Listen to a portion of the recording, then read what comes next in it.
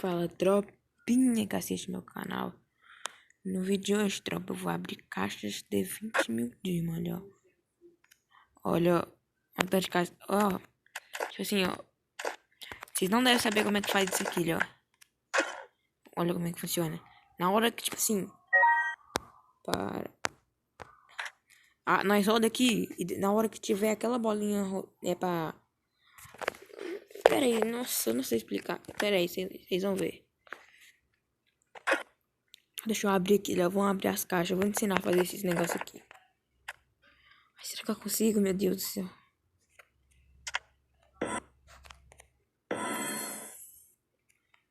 Ai, caramba. Não consegui, né? Ó, vou mostrar como é que faz. Nossa senhora, 25. Ó. Quitou. Pronto. Depois que quitou, você volta no Free Fire e vai estar lá no cofre. Top, né? Você vai ver. Aí você pode abrir 10. Uma coisa que não tem como girar naquele jeito. Vamos ver, vamos ver. Meu celular ele é lento, ele roda assim mesmo. Gravação, buia. Free Fire. Vai, carrega, joguinho. TFL TV. Top. Vambora. Nossa, eu ganhar esse último dia. Eu vou ficar tão feliz. Vou ficar muito feliz. Pronto. Você fazendo isso, em vez de você rodar e ganhar o item de uma vez, vai virar caixa.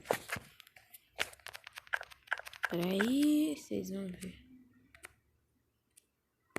Peraí. Não, esqueci de tirar a print. Ó, mas se vocês voltar lá no vídeo, você vai ver que a quantidade vai estar mais, viu? Mas a net tá meio ruim, hein? Caraca. Ó, mudou alguma coisa aqui, só sei disso. Ah, olha, até você voltar. Tava 3, agora tá 4. Se você fazer isso, vai acumulando caixas, beleza? Espero que vocês tenham gostado do vídeo. E o vídeo de hoje foi abrindo caixas de 20 mil diamantes.